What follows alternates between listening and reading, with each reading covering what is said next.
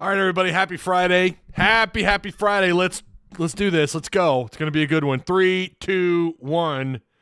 Yo, what's going on, Arkansas? Razorback fans. This is truly a loaded show, so let's get the pleasantries out of the way. Oh yeah. The cream of the crop. All right. I have several updates, some things that are really cool. Got to be careful with how I say things. Also, for those of you who, I know some people just pop on the headphones, they don't really watch the show. You just listen to me through your earbuds. But you are going to see some changes in the background, maybe doing away with this. I don't know yet. There's going to be some changes. So just a heads up over the course. It might take, I don't know, a little bit. Just giving you can already tell we've taken some things down. There's some stuff taken down behind us. All right. Make sure you like, share, and then for those of you who are new here, make sure you hit the subscribe button. I'm feeling so good today, man. I'm feeling it. All I need is my gold chain. Oh, wait, we reserve that, don't we? We reserve to use that until we have a post-game MVP. This bad boy right here. This has become a new addition to the post-game. Oh, it's so heavy. Oh, God, it's so heavy. Oh, will you allow me to wear this totally real and not fake plastic gold chain on your behalf? If you're good enough, you have a good enough game, Razorback player, I'll wear this on your behalf. It's so heavy. Oh, my gosh. Oh, it's so heavy. Totally not fake either. Oh. So that's been a new thing for these post-game shows. God, it's holding me down. I mean, it's gotta work on the core strength. You know what I mean? All right, let's take this off. It's too heavy right now. Oh gosh. All right. Let me just put this totally real gold chain on the table here. Oh my gosh! It shook the whole. Okay, all right, we're good. So, a lot to talk about. First off, shout out to the sponsors, Direct Service Overhead, the Garage Door Company. They operate out of Central Arkansas and, of course, Northwest Arkansas. They offer, gold chain, you're in the way of my mouse. They offer same-day services, quality parts, affordable outcomes. They got your back, man. Give them a call. They'll come by right now. That video you saw at the beginning, that was my garage door that they installed. Give them a call, 501-244-3667. And, of course, the Odd Soul Craft Bar and Pizzaria right down the road on Emma Street in Springdale. I mean, it's a staple. That's what it is. It's a staple. Wonderful pies, great stuff on tap. I've got their menu, everything you need to know right there on Discord. All you got to do is check on the left side of the screen, scroll down. Direct Service Overhead is also there, but their links are also both provided for you down below in the description box. All right. I can't mess up the locks. You're right. I got to be careful. The other thing that I was really excited to talk about, you may remember, I showed you guys some Razorback. I showed you guys some Arkansas cards. I can just tell you, having talked with some folks today, we will be able to give those away, including the autographed cards of former Arkansas players. So we're going to set that up. I'm hoping by either next month, we're gonna do I want to kind of do a giveaway. It's for anything. You could win anything, right? Part of the giveaway. I have to be very careful. But if you're a Patreon supporter, that's where we're gonna have those giveaways for Patreon. If it's autographed, odds are you're gonna want to be a legendary status member. I'll just say that you're gonna want to be a legendary status member for that. So that's kind of what's up next. All right. So there's that. Just be on the lookout. You guys, if you haven't seen the cards, we've got a Treylon Burks autographed card with a piece of the jersey in the card. It's 9 of 10 of these cards that actually exist. We also have a Mason We have a Mason Jones autographed. We also have an Anthony Black rookie, and we have a couple of other Treylon Burks cards. So just FYI. I have some other stuff too. I've got some Arkansas exclusive cards that were printed way back in the 80s that I also want to do. I want to bring those in as well.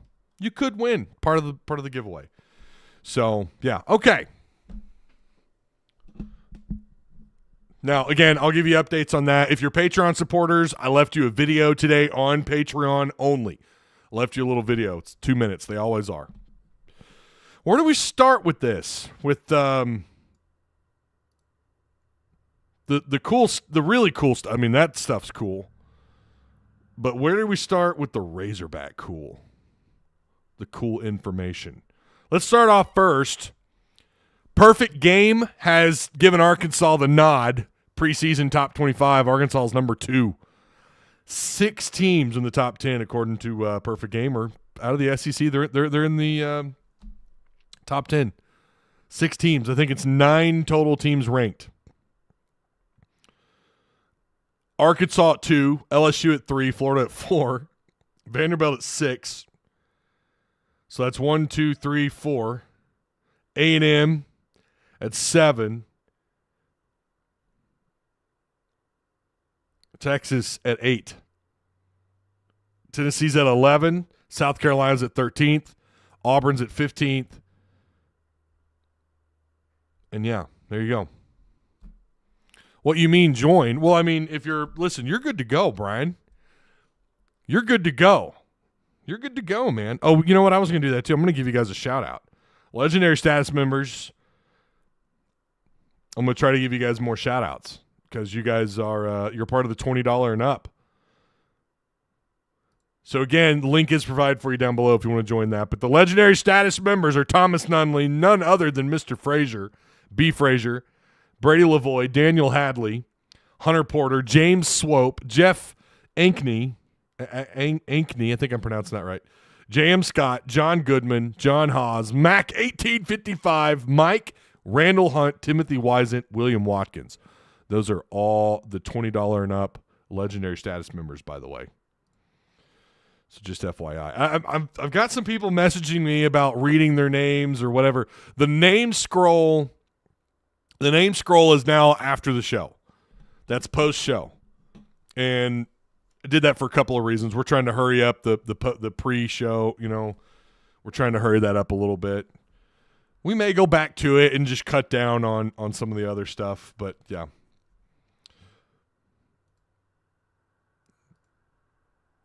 Also, Hagen Smith makes the All-American list. All-American. No one should be surprised by that. Feed me, Seymour. It's the only musical I can halfway stand. Legendary Gang, that's right. Plain Mac 2004 says I increased mine also. You did, Chris, but I think you did it at the beginning of the new month, so you'll be on the next month, assuming you stay there, right? I mean, that you just got to stay there. That's all. Again, make sure you guys like, share, subscribe. This is loaded. We got a lot to talk about. I'm not gonna lie to you. I'm hungry. I don't know if I can go the full 60 minutes on this one. I'm starving. I'm gonna have barbecue pulled pork with inside a baked potato. I can't wait. Ty, you hearing anything about Florida offensive lineman in the portal? Well, we're going to get to that in a minute. Torrey Carter is going to head to Mr. Rhett Lashley. You ought to know that name awfully well. Rhett Lashley at SMU. That's where Torrey Carter's headed. And then Devin Manuel reportedly going to Florida. I don't know was that official? I only saw that briefly. So, Torrey Carter headed to SMU. Lashley kills it in the portal, man. That's a good get for them. That's a really good get. That'll be good for them in 2024. And again, Devin Manuel, it looks like, is headed to Florida. All right, next up, we're going to talk a little bit about Arkansas and Auburn, and then we're going to get into the last part of this show, which will be about – we got a couple before we – it's going to be – we're going to get caught up on the portal, and then we're going to get caught up on some other stuff. and then coaching stuff as well. So we're loaded here. If I don't read your comment, I promise it's nothing personal. If you really want me to read your comment, don't forget Super Chat. Super Chat is up and rolling.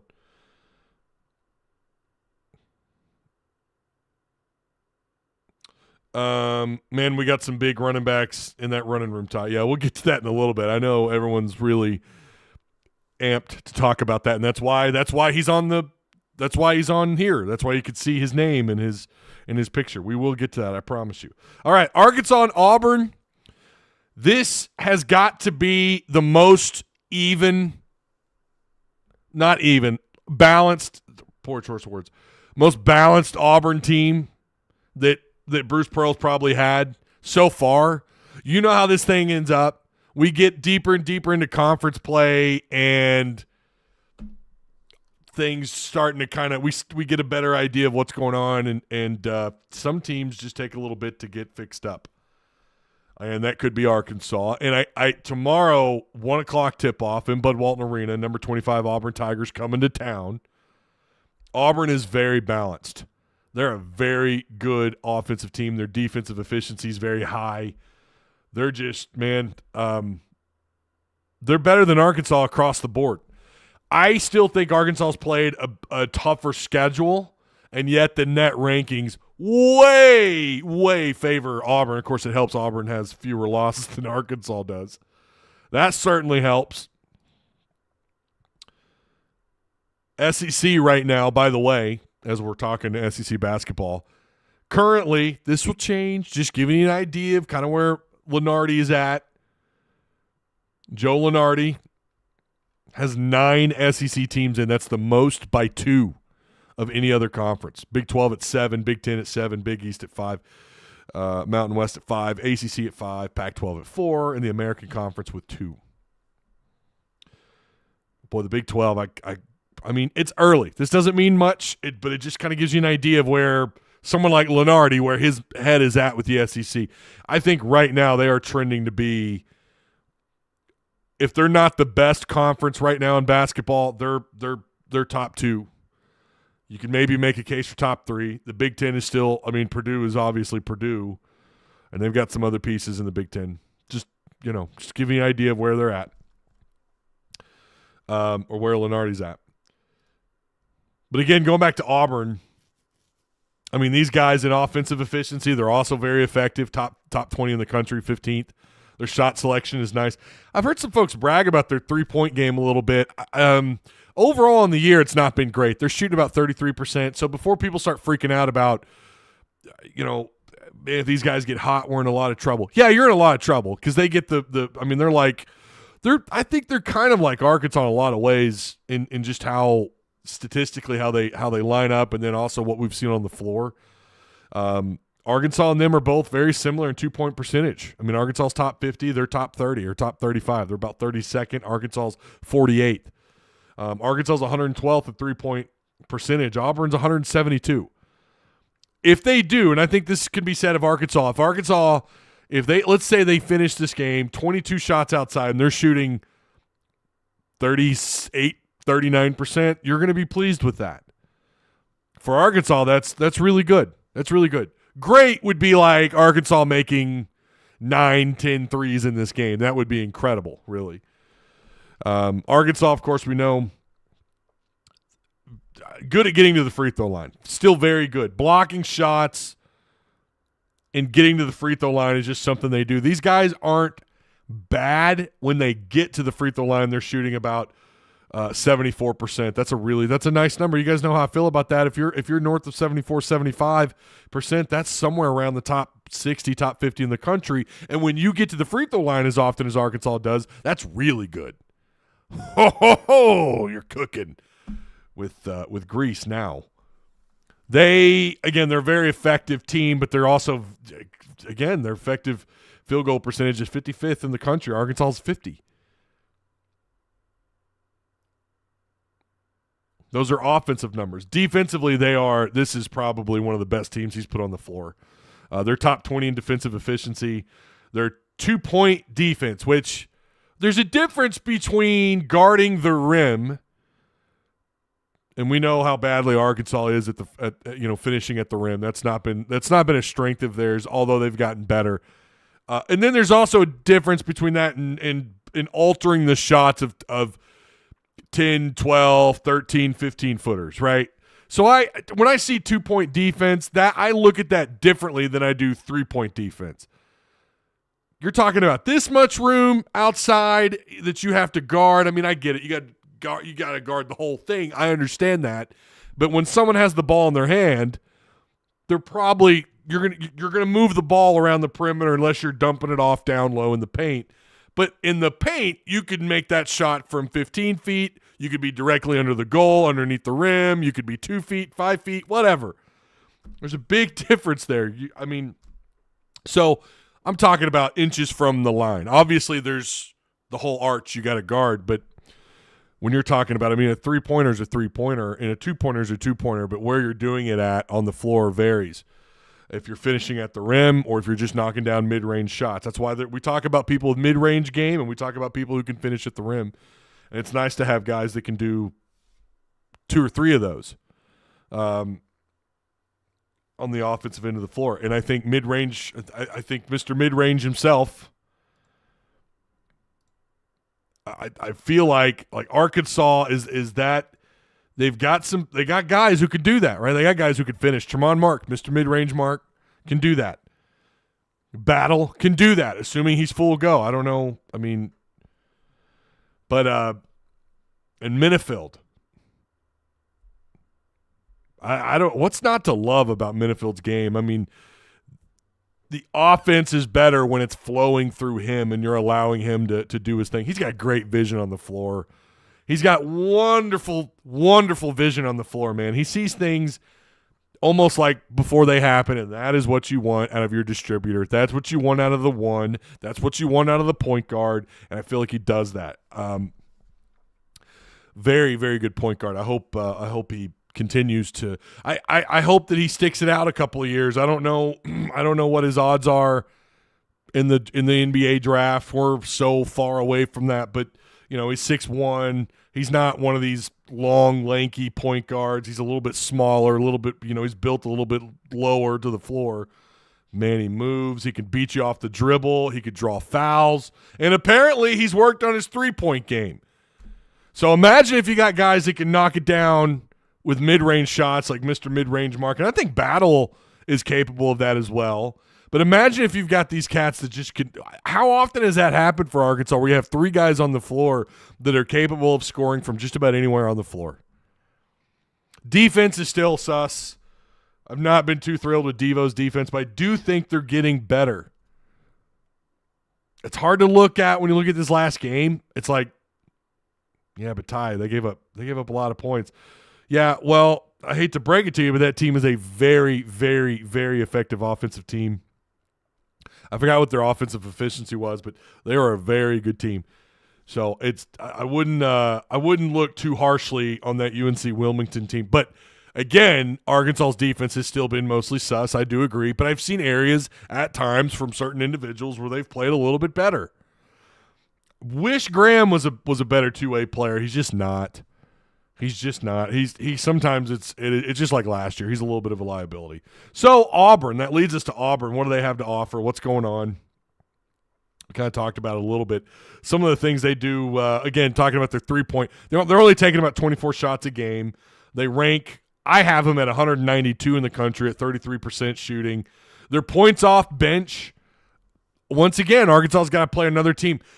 I think Tennessee, they're not getting the kind of production I thought they would from their 7 and 8 and 9-man rotation, but Auburn is. So maybe Auburn right now, we have to have the conversation about whether or not Auburn is actually the deepest in terms of effectiveness, if they're not the best team from 1 to the 8 players, 9 players that are going to play. They're right now 7th in the country. They're 1 spot ahead of Arkansas in bench points.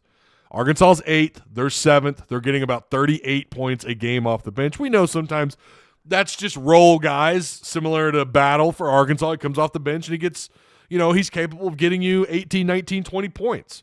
Graham is capable of getting you 16, 18, 20 points. When those two guys come off the bench and they do their thing, they're both 16 points plus, and you've got a guy like Minifield on the floor, and maybe Brazil's playing the best game of, or not even the best game of the year, but playing at a high level. You go back to the Duke game. I don't know how you beat Arkansas. I really don't. With Mark, that mid-range shot that he has, his ability to get to the free throw line, hell, this whole team's ability to get to the free throw line.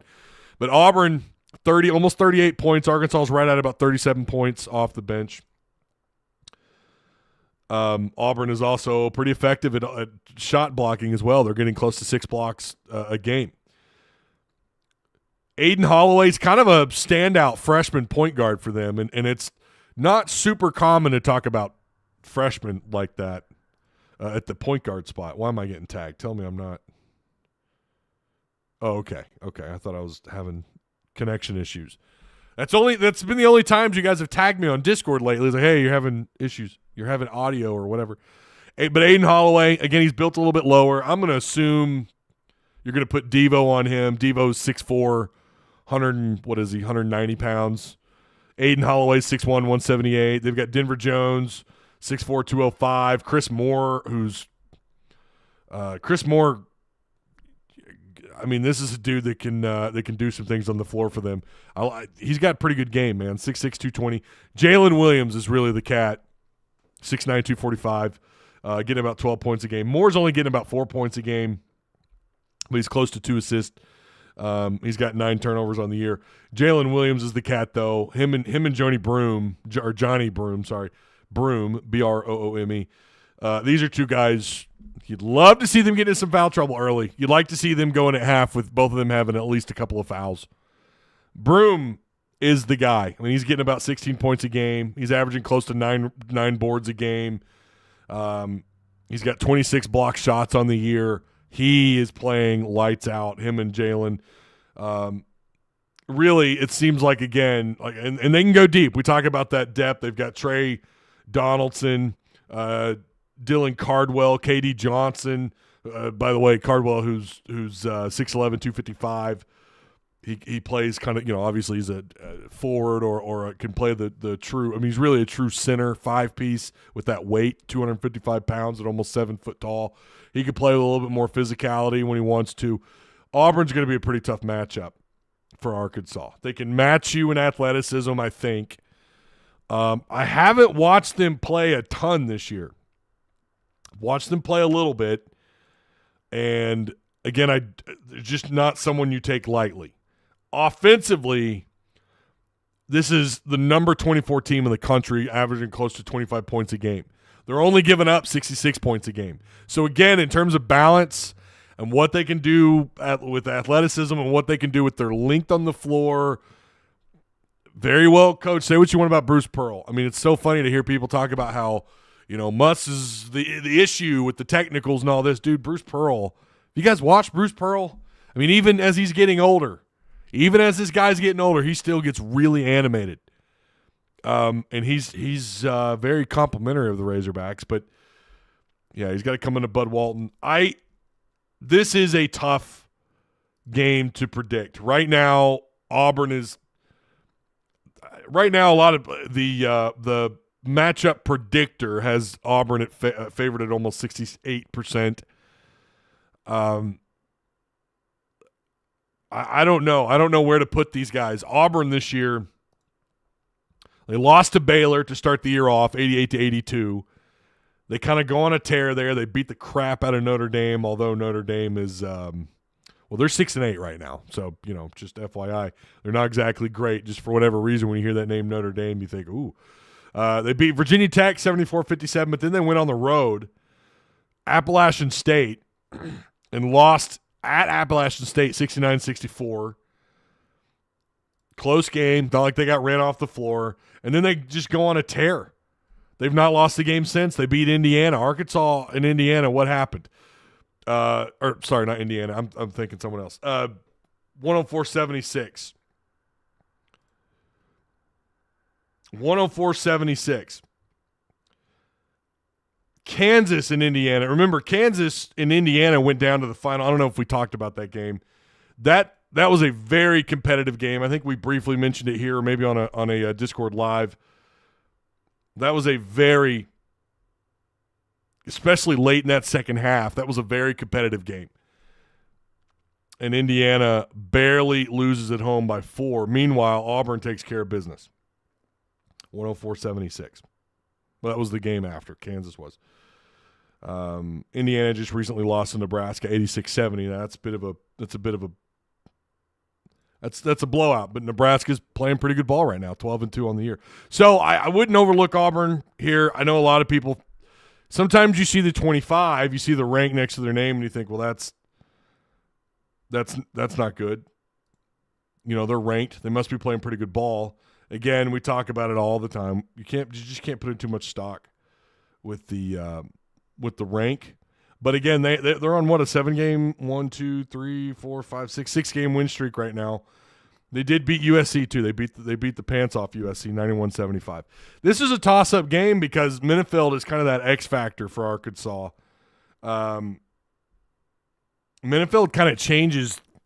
Menifeld changes the trajectory a little bit. You know, he's had such a splash for Arkansas. You know, it's almost like every game right now you're 3-0 with Menifeld. No, you haven't played perfect basketball even when he's been on the floor.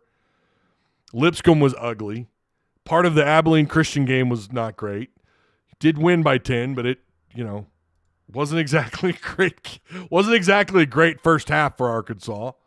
Trailed at half. That was one of the worst first halves I've seen under Eric Musselman. And that's saying a lot considered how poorly they've looked so far this year.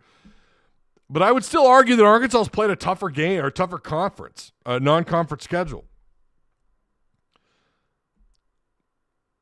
Outside of the UNC Greensboro loss, Greensboro at the time playing really good ball. I don't know what's going on with them. They've settled down. They're not playing as good, but they you know, I mean, they got punked by Texas. My God. They just beat Furman 79-68, but right now they're 10-4, so it's not a super embarrassing loss. It's never great when someone gets beat the way they did to Texas, but I would still argue Arkansas's played a tougher non-conference schedule. I mean, Duke, Oklahoma, UNC Wilmington, I think is a quality opponent. I think they were a quality opponent. And then what happened after Arkansas? They lost again, by the way. Damn it, you're supposed to win, Wilmington. So Auburn and Arkansas is a fascinating matchup. I desperately want to pick Arkansas. Bruce Pearl, I mean, he's talked about Bud Walton. I mean, it's tough to go in there. The fans are going to have an impact. I almost don't even want to pick a winner in this. I feel like Auburn's going to come in. I think it's going to be that rude awakening for Arkansas. You know, we're kind of riding this wave like, oh, wow, you know, maybe Menifeld is all the difference. And I'm big on Menifeld. I don't think Arkansas wins this game. I think Auburn is just too well balanced. They can match you toe-to-toe just about anywhere. The talent edge I want to give to Arkansas, you know, maybe Brazil has that Duke moment, you know, against Duke. He played lights out. And this is a big game, you know, but then you've had some other moments where you really needed someone like Brazil to step up. You know, now we can't look too harshly at the Oklahoma game. You know, he only logged 15 minutes or so in that one, but it's not as if he's – listen, I do respect when people talk about, well, he showed up in this game. But the difference between good and great players are the guys that step up and play at that level every night. But, hey, listen, if he goes on and has a great game against Auburn and plays a huge role in what maybe is an Arkansas win, then so be it. But I just don't like Arkansas's matchup here. It's tough to win in Bud Walton. It's not a night game. I do think that matters. I realize this isn't football. Night games matter more in football. I understand that. But there's something about playing at night. I think fans are just a little bit more rowdy. I'm not saying they won't be. I mean, you know, listen, you got a ranked SEC opponent coming in. They're going to be rowdy. I think they're going to be loud, but I think it could be louder if this were like a 5 or 6 or 7 p.m. tip-off. I'm happy it's a 1 p.m. tip-off because then I get to do whatever a little earlier on a Saturday night. Yeah, I'm taking Auburn in this one. I almost want to take Auburn by double digits. I just don't like this matchup for Arkansas. I just don't. They can match you in size and all that stuff. I mean, they have the bench. They're a very good assist to turnover team. They do all the things that Arkansas is probably going to struggle against. They can get to the free throw line and make their shots. They're shooting, 74% at the free throw line. Arkansas is going to have to get those guys into some foul trouble early on. If they can do that, this can alter the game. And one thing, too, how many times have we talked about Arkansas's got a bad matchup with somebody and yet Musselman schemes around their strengths and finds a way to win these games? That could happen. Bud Walton matters, playing inside Bud Walton. Musselman's had time to prepare for these guys. That's always something deadly. That's always something you have to consider. I just feel like Auburn. I'm going to be real with you. If I put a power poll together right now, I think I'd put Auburn at number 1. I don't care about Ole Miss being 13-0 or South Carolina getting to 12 or whatever. I think I would put Auburn at number 1. They're just that good. I really wouldn't know, top 5. I don't know that I would have Arkansas right now in the top 5. I don't think I would. I think I'd have them 8th or 9th. They got to show me what they did against UNC Wilmington, especially in that second half. The amount of points they were able to put up in the last 3 halves, really impressive. But I want to see them do that against a high-quality opponent. I know they did it against Duke. Duke is, by the way, still playing really good ball. I just think I think they're better. I don't know. Like I said, I've kind of hated on their schedule a little bit. I don't think they've played – I'm not going to say it's a weak non-con schedule. I mean, after all, they did have to play Baylor. USC, who at the time I think was okay. I don't know what they are now.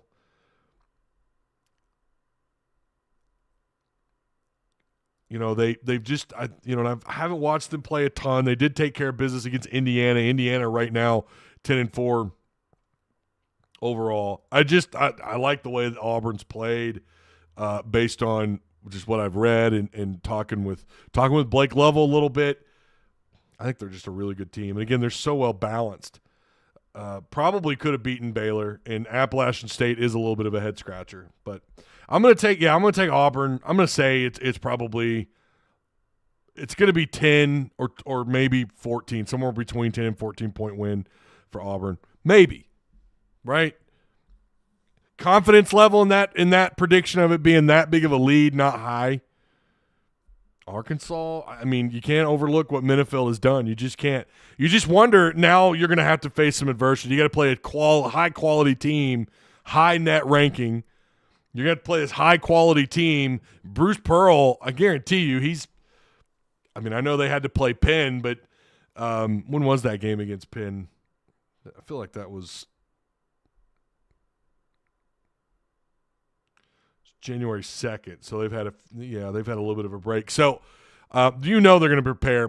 Bruce Pearl's going to get ready for Menifeld. He's not going to let Menifeld run wild. If Menifeld does run wild, then Auburn's in for a long night. Could be a really good game. I think it could be a good game. I think this might be something that maybe they battle it out to the final minutes, and whoever has the best final 3 or 4 possessions wins the game. It could be that too. Basketball's very, very difficult, especially coming out of the kind of non-conference play we've had out of Arkansas that's been so wildly inconsistent. It is so damn hard to know now just how good or bad a team is going into conference play. It is just such a struggle. We could be shocked Saturday and Arkansas could run them out of the gym. I don't see that happening, but if you ask me which scenario was more likely, I would say Auburn beating Arkansas by 14, 16 points. But, I'll take Auburn, maybe 10-point win, something like that. But I think it could be pretty competitive. So, yeah, they're getting pretty good production out of their bench, and they alter shots. And like I said, I've watched a little bit of ball on Auburn. Broom's going to be a problem. I mean, this dude could realistically be a double-double machine for them. down the road in conference play for Auburn. So again, I'm going to take Auburn. I think they win it. I think there's a little bit of a challenge by Arkansas, but my confidence in Arkansas, the lack of confidence is just how inconsistent they've been all pre-conference play, all non-conference play. They've been so wildly inconsistent. Brazile, if we were seeing what we saw in the Duke game out of him, and you combine that with the overall play against UNC Wilmington, or hell, I know, again, the exhibition talk, whatever. If they could just come close to that level of play night in and night out, guys, they're probably a one-loss team right now. They're the capacity for them to be good is so high, but they're just not there yet. I want to see that. To me, Auburn, this game is kind of a show-me game. They're going to have to go on the road to Georgia. Georgia right now playing really good ball. 10-3 on the year. You got to go to Florida, and then you have A&M at home. Don't know what to make what's going on with A&M. I've watched them play a little bit. Very confusing how they're not playing better. Them and Arkansas both have kind of been a bit of a head-scratcher. But the next 3 or 4 games are going to tell us a lot about this team moving forward. And then probably your first really, really interesting road game is, at Florida is going to be interesting. At Georgia, the way they're playing is going to be interesting. But you got to go to Oxford and take on Ole Miss on the 24th. Right now, they're currently ranked 22nd. Then you come home and you play Kentucky. I feel like Arkansas, listen, we already talked about this. We had Blake Level on Wednesday. I'm with him. Just finish 500 or better. They should be in the tournament. I think they finish. I think they can get to 10 conference wins. I think. And I don't know that if Auburn comes into town and they beat the crap out of you, I don't think that tells you the whole story of what's to come. So, and if you beat the shit out of Auburn, I don't think that tells you the whole story either, just simply because it's Bud Walton, baby. It's at home. Back in the day, that was an expectation, and you're just going to beat the shit out of somebody no matter what their rank is or whatever we're talking about. Doesn't matter. We're going to beat and that's, to me, it's like it's a body of work. It's not just one game at home. It's not just one game on the road. It's the next 4 games. That kind of tells you where you're playing, what level you're playing at. And again, that's what's so difficult about Arkansas. This non-conference play has been suspect. All right. What else we got? We do have coaching news. The rumor is Ronnie Fouch supposed to be the next guy up at wide receiver. Is going to replace Kenny Guyton. Kenny Guyton officially took the Wisconsin job. We don't have any word on Ronnie Fouch just yet. Someone was talking about, he's a running back coach, blah, blah, blah. From what I understand, when he was at Louisville with Bobby Petrino, in 2015 to 2018, by the way, he's 34. I don't know what to make of the hire, if that is indeed truly the hire. Now, he's changed his profile picture. It's got to raise – he's in. We're just waiting on the official word by the U of A. But the first time around, he was an offensive quality control guy at Louisville. I say first time around. His first time with Petrino. And if you look up his recruiting profile on 247, they have him marked as the wide receiver coach. I don't know much about him beyond just kind of what Wiki has told us and what the 247 profile has on him. Just that he was a wide receiver coach. I'm pretty sure it showed him doing that, or maybe it was Georgia State. I don't know. Somewhere on his profile, he was listed as a wide receiver coach. But he has worked with Petrino.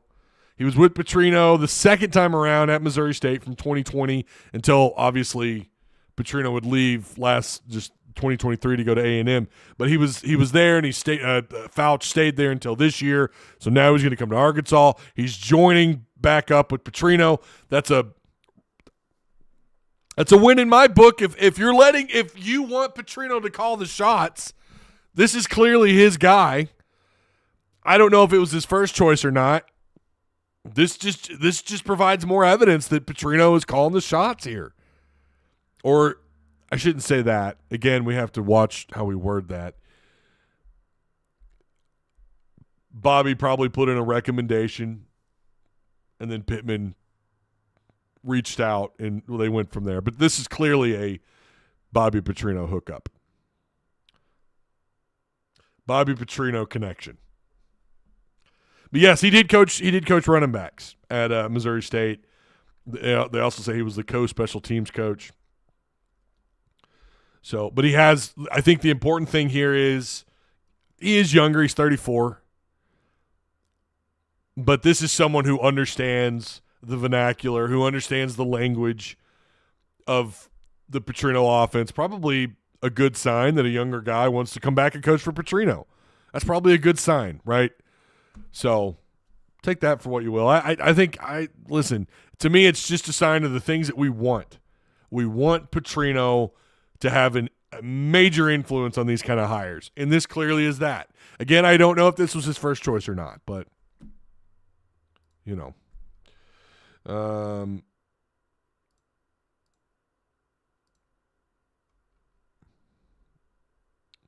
Ty the Great, good evening. What's up, Stephen Brindley? How you doing, man?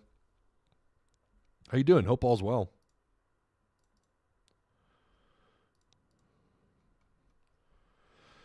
So, yeah, I don't know what you guys – what, we got another one? Oh, I got tagged. We got another one. What happened? Who's this? Oh, Arkansas just got another commit. Damn it. Who is this?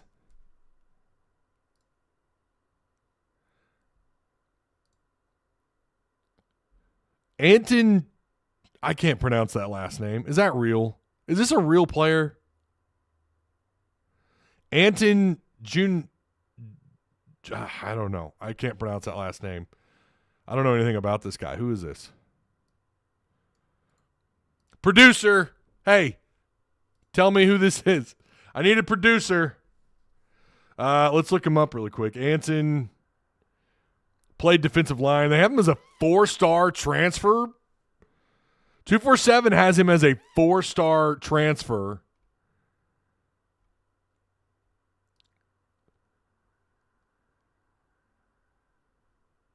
I don't know anything about this guy. I don't even know. I don't have him. Who is this?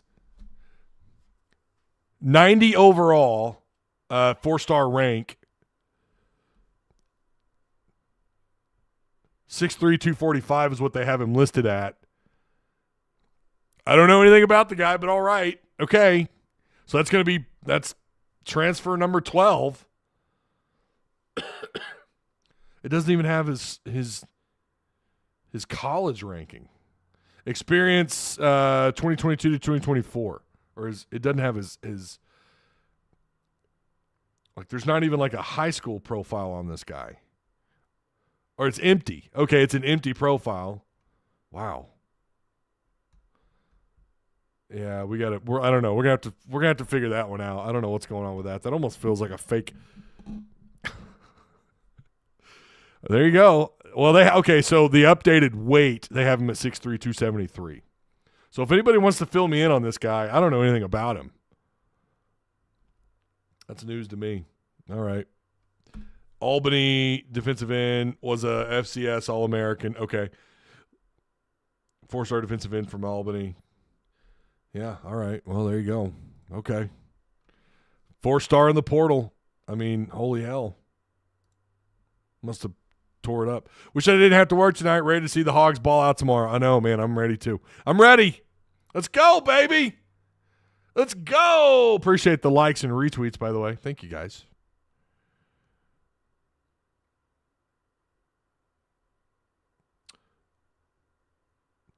And LSU rumored to be hiring. You guys seen this yet? LSU is rumored to be hiring Missouri's defensive coordinator. And I think it might have been slipped here.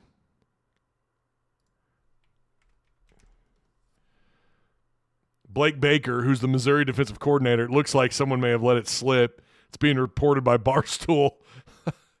I don't know. You got to take Barstool with a grain of salt. But Blake Baker looks like he's headed to LSU. I love it. Take that, Missouri. This is what separates the SEC from everybody else. You think you're top dog, and then here comes LSU. coming and grabbing your defensive coordinator. Welcome to life in this conference. I mean, I know they've been here for a little while, but I'm just saying, like, this is their first real big. Don't give me their back-to-back SEC East champ stuff, regular season. Congrats, whatever. Now you actually had a really good season, and someone comes along and they steal from you. King Hog 91 followed me on Twitter just now. Hey man, welcome, sir. Oh, poor Mizzou. Compared to where I was at last year, I'm cautiously observing how we track into spring ball, fall camp, and in the OSU game, OSU looked pretty good in their bowl. Go Hogs, says Kelly Williams. Yeah. I wish I had more news or more information on this cat, Anton, but congratulations to him. He's looks like he's a Razorback. All right. Hogs are they're heating up in the portal. Holy cow. Arkansas adds, well, they've added 3 since the last time we've all talked. They've added 3. Marquise, where'd my list go? Hold on.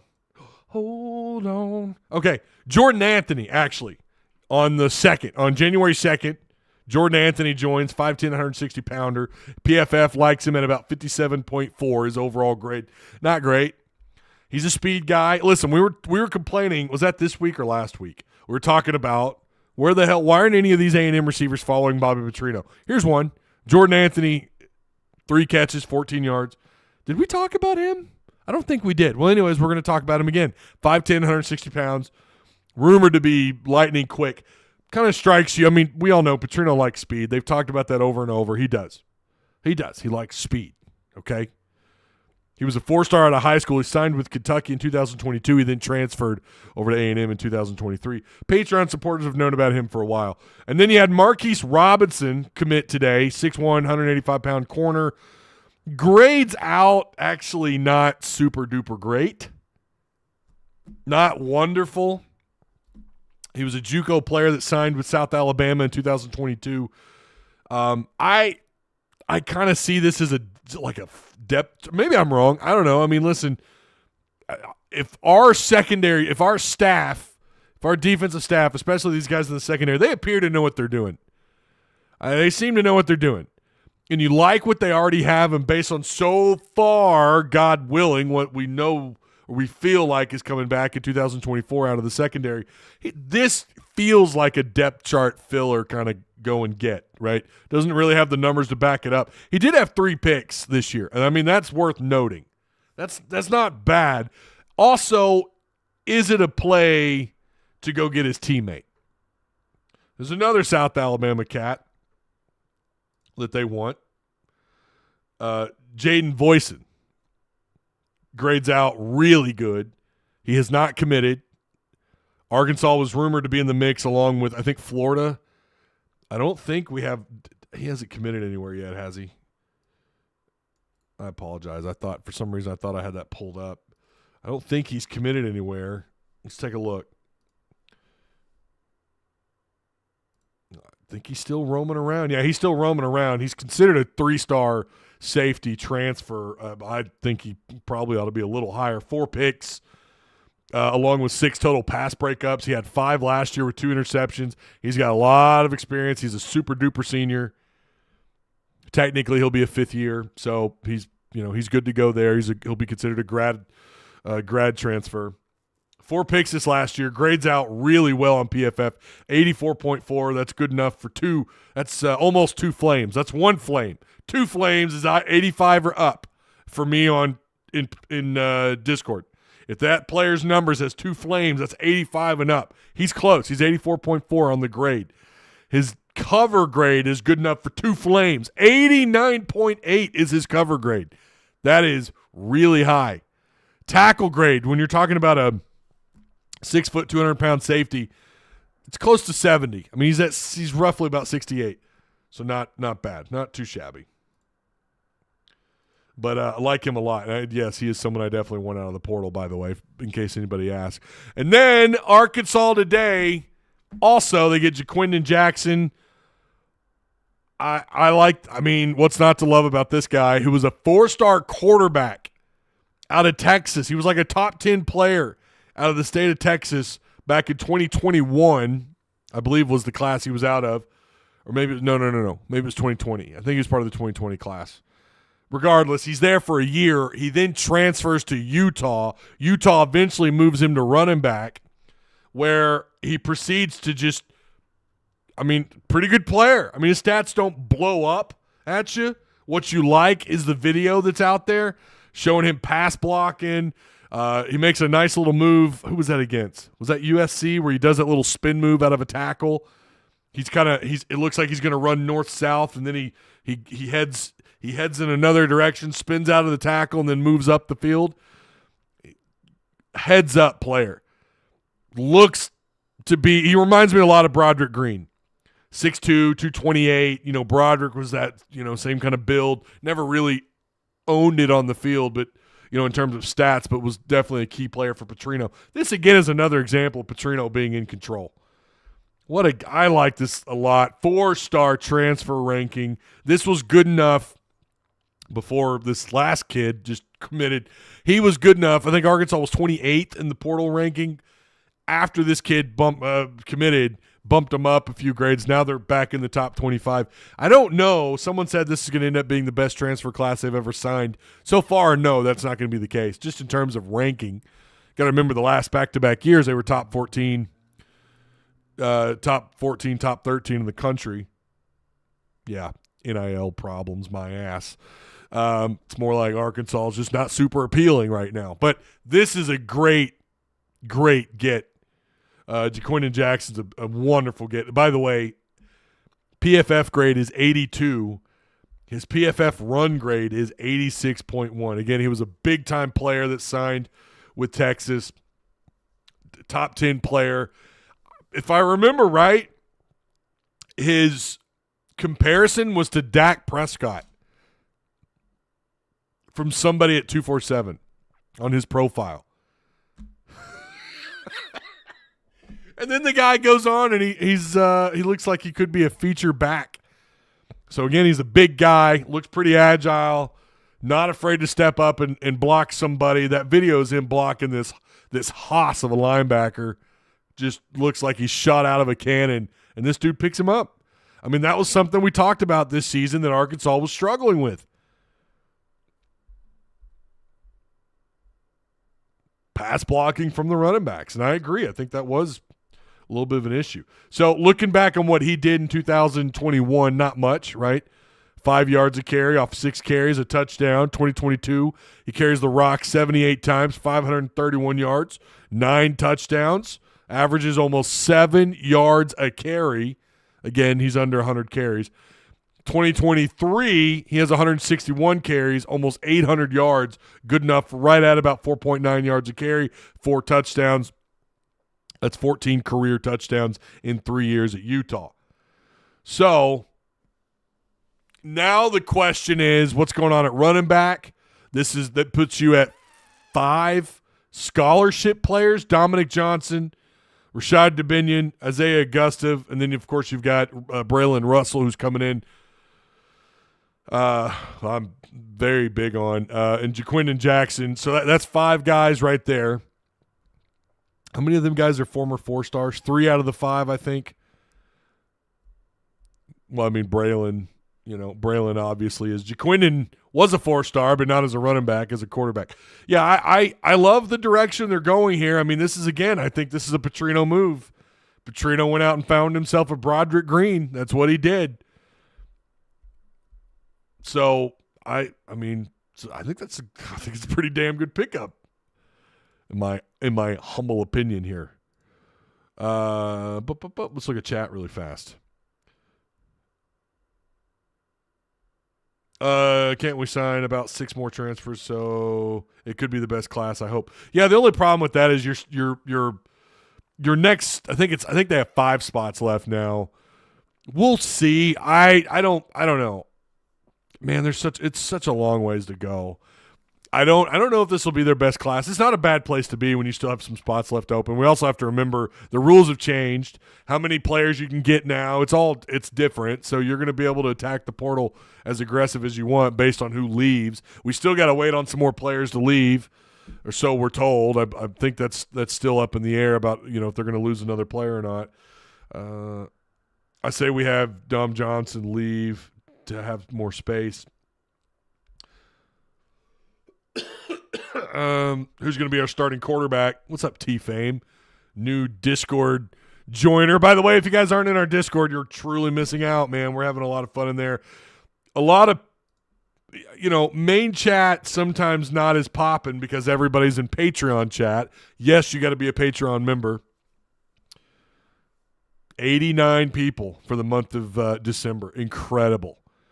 15 $8 club joiners.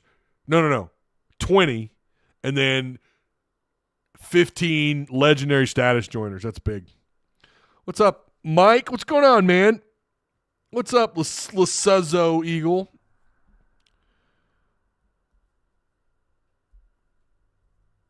Bobby assembling what got him 10-3 and 11-2, says Patrick Smith. It feels like there's a little bit of a callback.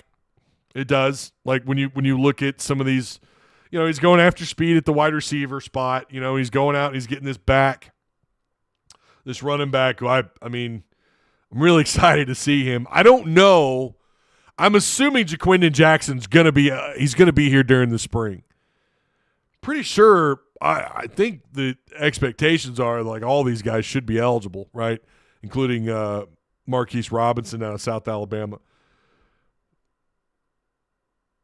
Yeah, I think, what does that put them at? Just these guys here, that's 11, and then they had the one that just committed, that's 12. That should – he's a 4-star.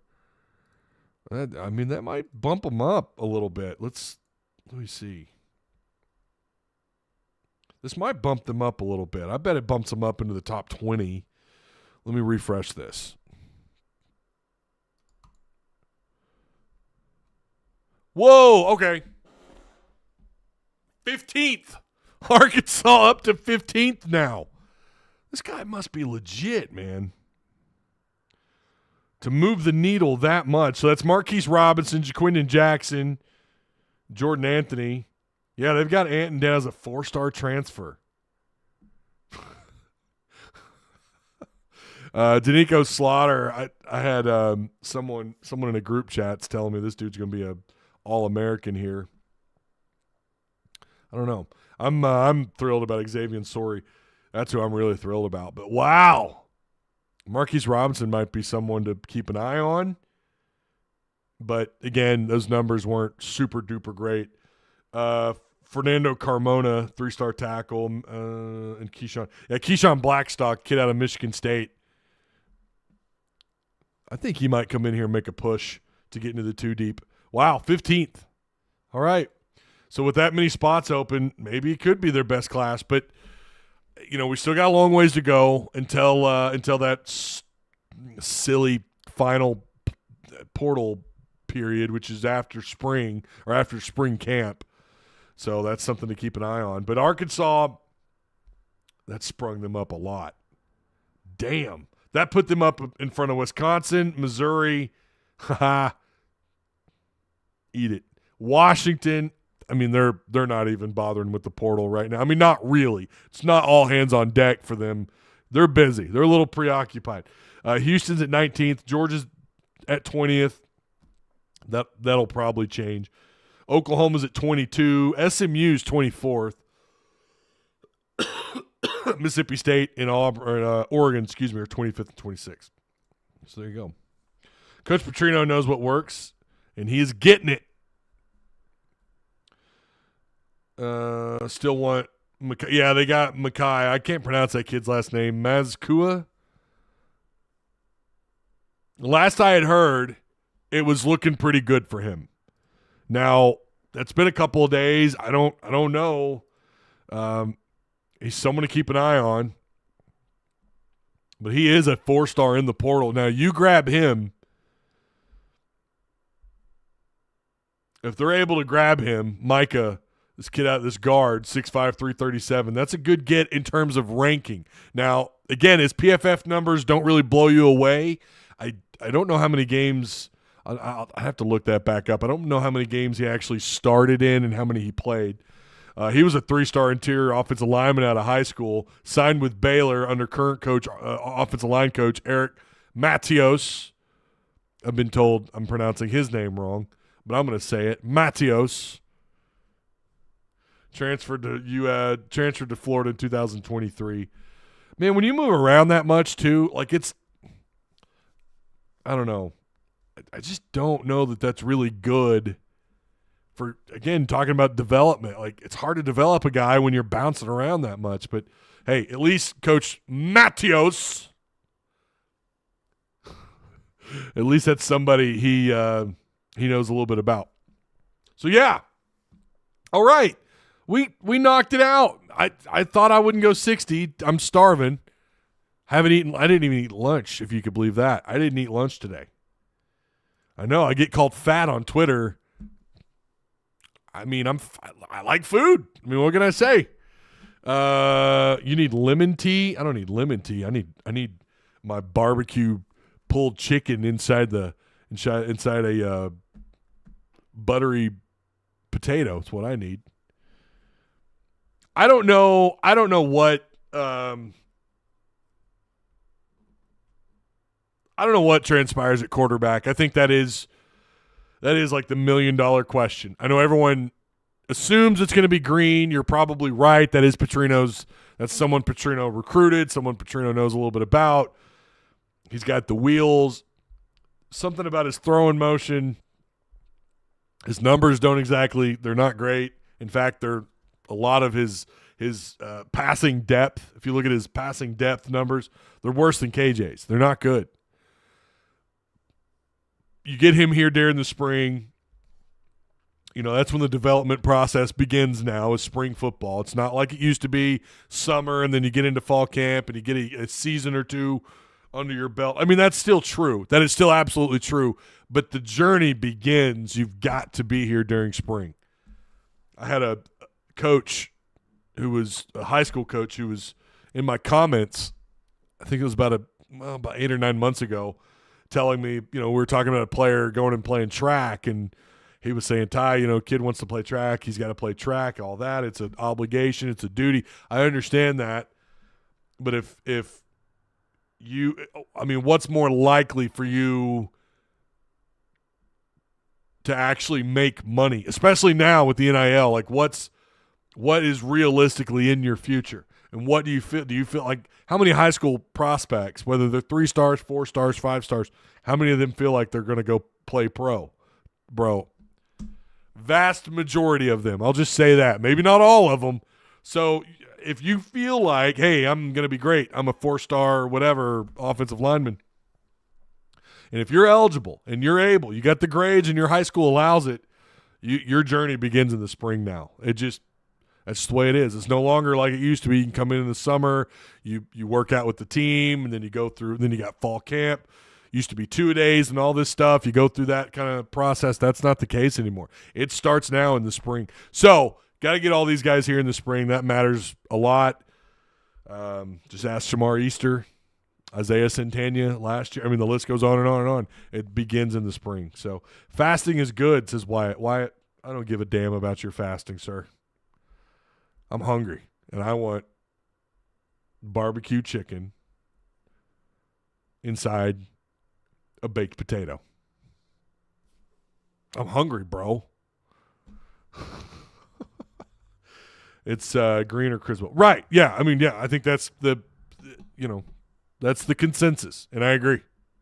I don't know who it's going to end up being. I think Criswell, I wouldn't let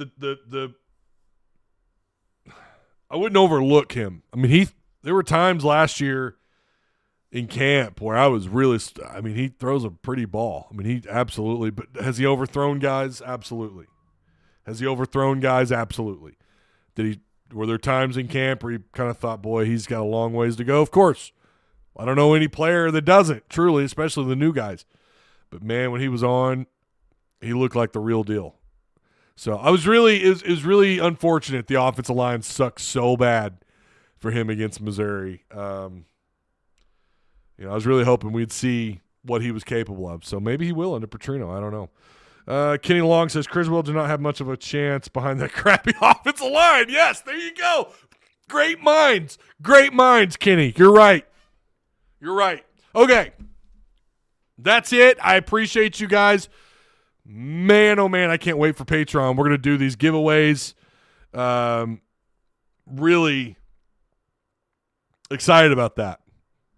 Just saying, some cool stuff. Some autographed cards. I don't have very many of those, and those are probably going to be Patreon or legendary status members only. Those cards were not cheap. I got to recoup a little bit of that, and then we've got some other cards we're gonna do giveaways on, and some other stuff, other things we're gonna do giveaways on. You talking about Centennia? What do you mean? What did I say? Who did I say? Yeah, last year. Or his freshman year, his true freshman year, when he came in, he skipped spring camp. Now he had track, right? But I'm just saying he could have been here during the spring. I understand track matters. I get it. Those guys, it's life to them. I understand that, and it runs in his family too. So I understand his situation. It's a little, but I don't think there's any doubt though. Centennia, if he puts in the work, stays at a place. I think his ceiling is pretty high. I think he's someone who has a legit shot of maybe getting drafted. I'm not saying first, second, third round, but I think Centennia certainly – I think it's in the cards for him. I think he's that good of a player. Unfortunately, he was in an offense last year that was just atrocious, and yet he still found his way onto the field. We saw what he could do in punt return, right? Yeah, he had one not-so-great play, but other than that, the dude was automatic in getting some yards. And then every once in a while, we got to see some big playability out of him, and then we got to see him be a little bit more involved in the offense. Now in the Petrino system, a guy like that really can thrive. We'll have to wait and see. I'm excited for him. I hope he sticks it out here for the long run. I really do. I hope he sticks it out here one way or another. Centennia, the next Joe Adams. I mean, I'm not saying that, but maybe. I think getting to the NFL is in the cards for him. Along with, I think there's several players on this roster. Now they may not be all of them NFL eligible right now. Some of them are going to be going into their sophomore seasons. They're not NFL eligible yet, but down the road, development matters. Not quite Joe Adams, says Kenny Long. I'm not saying that. Joe Adams was a special player, but you never know. Never say never. All right. We'll see you guys tomorrow for the post game. It'll be a lot of fun. They always are. Post games are always a blast over here. I appreciate you guys. Make sure on your way out you like, share, and if you were new here, you like the show enough, maybe help out a small channel, independent channel. Not connected to anyone. Just me. Just little old me. So, all right. That's it. I'll see you guys tomorrow. Have a good rest of your Friday. It snowed earlier today, and then it was all gone by like 3 o'clock. That was cool. Not really. So, I'll see you guys tomorrow in the postgame show. Have a good rest of your Friday. Oh, here's the names. Here we go. If you're on the list, here you go.